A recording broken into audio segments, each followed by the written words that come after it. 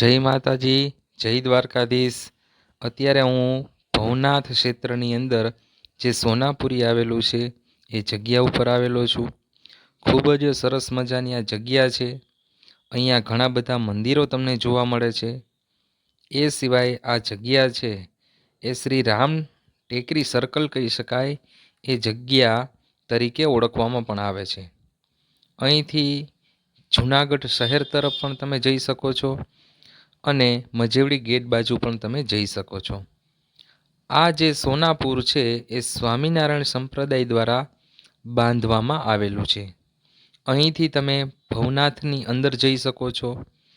નજીકમાં ગાયત્રી મંદિર છે, વાઘેશ્વરી મંદિર છે, તેમજ વૃખડ બાપુનું એક વૃક્ષ પણ અહીં આવેલું છે।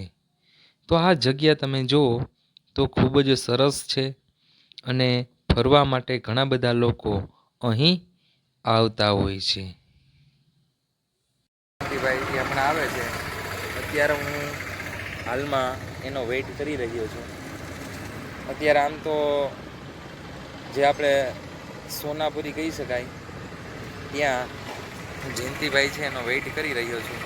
હમણાં એ આવશે એટલે અમે આગળ જે દામોદર કુંડ છે ત્યાં અમે બંને ફરવા માટે જાશું।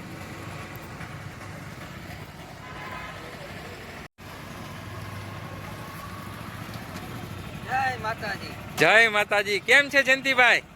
ખૂબ જ સરસ। બીજી કામ કરીને આવી છીએ, કાયકા કાયકા થઈ હરખાઈ નહીં। તમે અત્યારે ક્યાંથી ચાલ્યા આવો છો? બાહુજી વિજ્ઞાન કોલેજ થી આવ્યો, વધારે ચા પાણી પીતો આવ્યો છો। તો તમે ચા પાણી પી લીધો તો હવે અમારે શું કરવાનું? હાલો અહીંયા આપણે પાછી બીજી વાર ચા, બીજું શું હોય? સારું, હાલો તો આપણે ચા પીએ। Okay okay, done. હું અને મારા મિત્ર જે જયંતિભાઈ છે એ અત્યારે હમણાં ચા પીવા માટે જઈ રહ્યા છીએ। અમારા મિત્ર જયંતિભાઈ છે અત્યારે હમણાં ચા લઈ ગયા છે। જો અહીંયા રજવાડી ચા છે।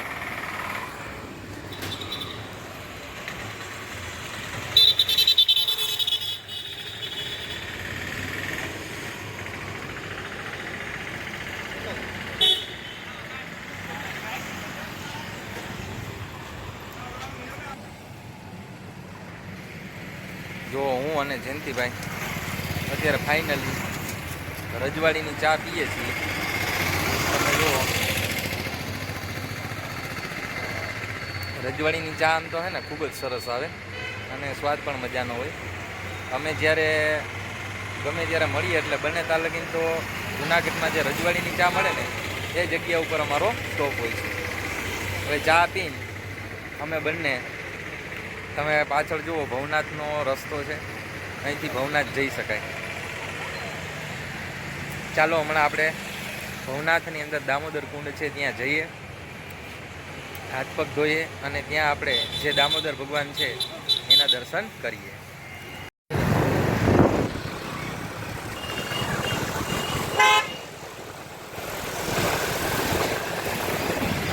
હવે અમે ફાઇનલી અત્યારે ભવનાથ બાજુ જઈ રહ્યા છીએ। જો ભવનાથ જઈને એટલે અહીંયા રસ્તામાં તમે જુઓ તો આ તમને અશોકનો શિલાલેખ જોવા મળે છે। જો સમ્રાટ અશોક દ્વારા આ શિલાલેખ છે એ બનાવવામાં આવેલો છે। હવે અહીંથી અમારા જૂનાગઢનું સ્વર્ગ ચાલુ થાય છે, એટલે કે ભાઈ ભવનાથ। જો અત્યારે શિયાળાની અંદર ખૂબ જ આહલાદક ઠંડી છે એનો અનુભવ પણ આપણે થાય છે।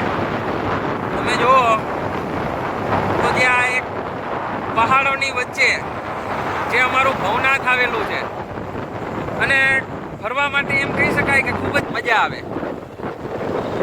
ચાલો ભવનાથ, હું તમને આજ જે ભવનાથનું જે દામોદર કુંડ છે એ તમને બતાવું।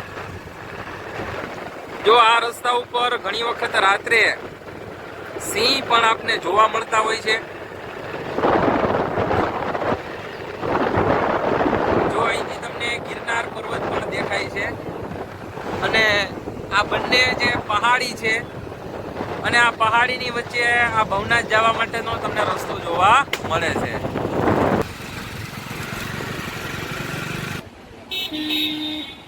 જો આ ખૂબ જ ઊંચો તમને અહીંયા પર્વત જોવા મળે છે। આ જે વિસ્તાર છે એને પાંચ નાકા પુલ તરીકે ઓળખવામાં આવે છે. જો આ તમને ભવનાથનો જે પાંચ નાકાનો પુલ જોવા મળે છે. અત્યારે આ જે પુલ છે ને એ ખૂબ જ મોટો બનાવી દીધો છે. પહેલાં જ્યારે આ પુલ ઘણો બધો સાંકડો હતો અને ઘણી બધી ટ્રાફિકની સમસ્યા પણ રહેતી હતી.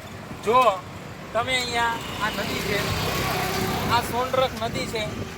ચોમાસા દરમિયાન આ નદીની અંદર ખૂબ જ પાણી હોય છે અને આ જે દ્રશ્યો તમે જુઓ તો ઘણા તમને સરસ જોવા મળે છે. ત્યાર પછી તમે જુઓ તો આ બાજુમાં તમને આ પર્વત જોવા મળે છે. આ જે પર્વત છે ને એ પર્વત ઉપર એક એમ કહી શકાય કે ઘણા પ્રાચીન સમયથી એક મહાદેવનું મંદિર છે જેને ગુપ્તેશ્વર મહાદેવના નામથી ઓળખવામાં આવે છે. આ પર્વત ઉપર તમે જાઓ એટલે એ પર્વત ઉપર આશરે તમારે 5 થી 7 કિલોમીટર ચઢાણ ચડવું પડે છે. આ રસ્તો ખૂબ જ આકરો છે, એટલે ત્યાં રસ્તો છે ને એ ખૂબ ચઢાણવાળો છે અને એક ગુફાની અંદર જે એક પથ્થરની અંદર એક ગુફા આવેલી છે ત્યાં તમને ગુપ્તેશ્વર મહાદેવનું મંદિર આવેલું છે. ચાલો હવે આપણે આગળ ભવનાથ તરફ જઈએ.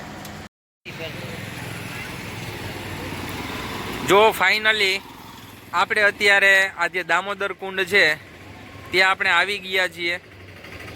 જો આ જુનાગઢની અંદર ભવનાથ ક્ષેત્રની અંદર આ તમને દામોદર કુંડ અહીંયા જોવા મળે છે. જો ચોમાસું હોય ત્યારે અહીંયા સુધી તમને પાણી જોવા મળે છે. જો આ દામોદર કુંડ છે.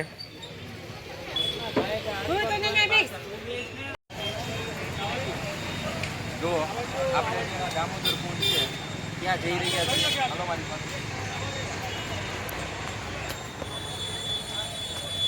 જો અહીંયા સરસ મજાની નરસિંહ ભગતની તમને મૂર્તિ જોવા મળે છે.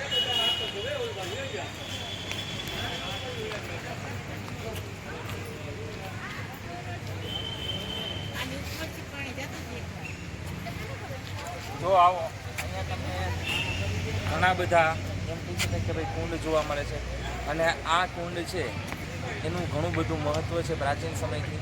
જે આ દામોદર કુંડ છે એમ કહી શકાય કે જ્યારે લોકો છે એ જ્યારે ચાર ધામની યાત્રા કરે અને આ કુંડ છે એની અંદર જ્યાં સુધી સ્નાન ન કરે ત્યાં સુધી એની યાત્રા છે એ અધૂરી ગણાય છે. જુનાગઢ આમ તો સાધુઓનું પિયર તરીકે પણ ઓળખાય છે. ચાલો આગળ આપણે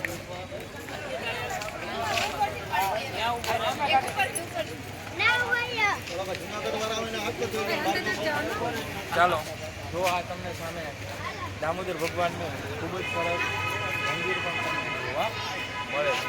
હમણાં આપણે મંદિર તરફ પણ જશું, પહેલાં આપણે કુંડ તરફ જઈએ. જો અત્યારે અમે ફાઇનલી આ દામોદર કુંડ છે એ જગ્યા ઉપર અત્યારે અમે આવ્યા છીએ. આ દામોદર કુંડની આમ જગ્યા તમે જુઓ તો તમને અત્યારે ખૂબ જ સરસ વાતાવરણ જોવા મળે છે.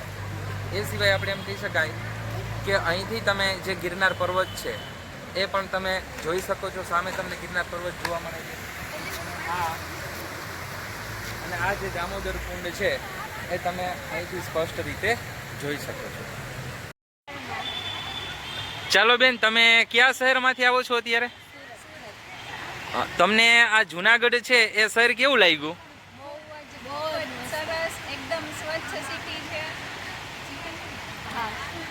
તમે જુનાગઢમાં કયા કયા સ્થળમાં ફર્યા છો અત્યારે? તમે ભવનાથ મંદિરમાં ગયા હતા કે નહીં? કેવું લાગ્યું તમને મંદિર? પછી આ જે ભવનાથનો જે દામોદર કુંડ છે એ તમને કેવો લાગ્યો?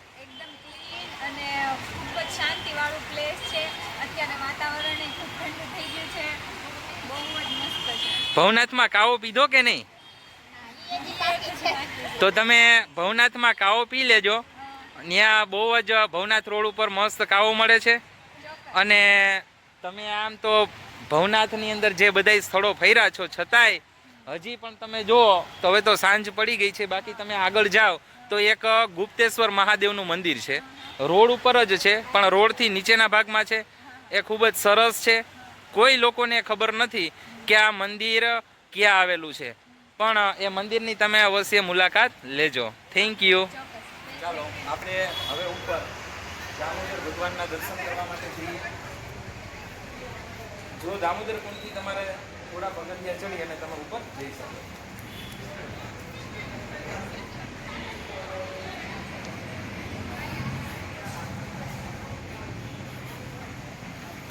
અહીંયા મંદિરની અંદર આપણે વિડીયો શૂટ કરવાની પરવાનગી નથી, એટલે આપણે મંદિરની અંદર વિડીયો શૂટ કરતા નથી.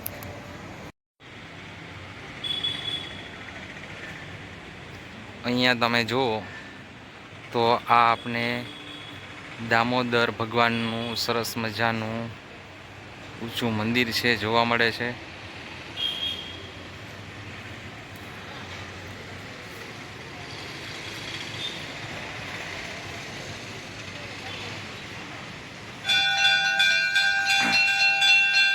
જો અત્યારે અહીંયા દામોદર ભગવાન છે એની આરતી ચાલુ છે. અહીંયા તમે આ ઊંચો ગઢ ગિરનાર તમે જોઈ શકો છો.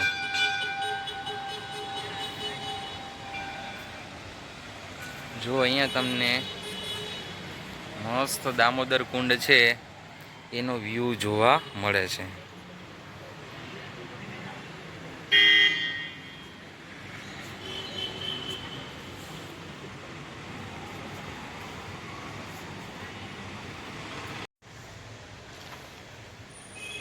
જો હું ને જયંતિભાઈ અત્યારે દામોદર કુંડ ઉપર જે મંદિર છે દામોદર ભગવાનનું, અહીંયા અમે બંને બેઠા છીએ. હમણાં જ અમે અહીંયા જે દામોદર ભગવાન છે એની આરતીના દર્શન કર્યા. હવે અત્યારે તમે જુઓ ને તો જૂનાગઢની અંદર સાંજ પડી ગઈ છે, એટલે એમ કહી શકાય કે હવે અહીંયા જે શૂટિંગ કરવું થોડુંક એમ કહી શકાય કે થોડુંક કઠિન છે, કેમ કે રાત્રે અત્યારે આપણે ઘણી બધી વસ્તુ છે એ શો થતી નથી. એટલે હવે અમે અહીંથી જે આ મંદિર છે અહીંથી હવે અમે પાછા ફરી જશું. તો તમે બધા મને કહેજો કે આ વ્લોગ છે એ તમને કેવો લાગ્યો. તમે જયંતિભાઈ છે એને પણ એક મુલાકાત કરાવું છું કે આ મારા મિત્ર છે. હું ને જયંતિભાઈ અમે બંને બીએડ સાથે કરેલું છે. જયંતિભાઈ જુનાગઢની અંદર છે ને ઘણી બધી જગ્યાએ ફરેલા છે. જયંતિભાઈ કયો જુનાગઢમાં કઈ કઈ વસ્તુઓ આવેલી છે?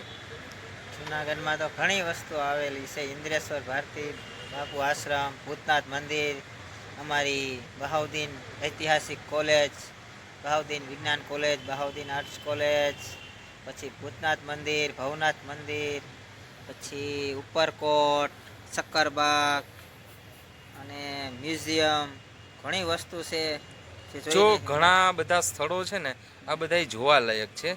તમે જ્યારે પણ જુનાગઢમાં આવો ત્યારે આ તમામ સ્થળો છે એની મુલાકાત લેજો. ગિરનાર પર્વત, દાતાર પર્વત, પછી રોપવે, બધું ઘણું છે. વિલિંગનો ડેમ, ખોડિયાર ડેમ. આપણે હમણાં જ આની પહેલાં જે વ્લોગ છે એ મૂકેલો હતો વિલિંગડન ડેમનો, એ તમે જોજો. અમે ફરીથી એકવાર જે દાતાર પર્વત છે અને ત્યાં સખી દાતાર બાપુની જે જગ્યા છે ત્યાંનો પણ અમે તમને વ્લોગ બતાવશું.